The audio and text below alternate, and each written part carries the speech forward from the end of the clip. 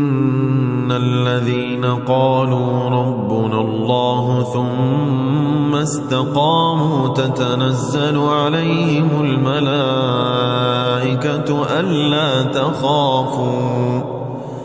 ألا تخافوا ولا تحزنوا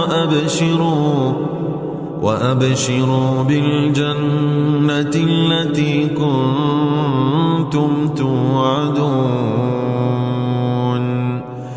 نحن أولياؤكم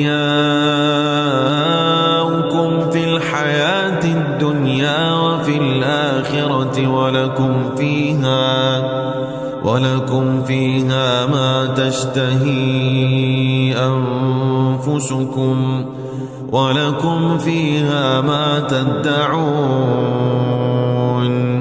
نزلا من غفور رحيم.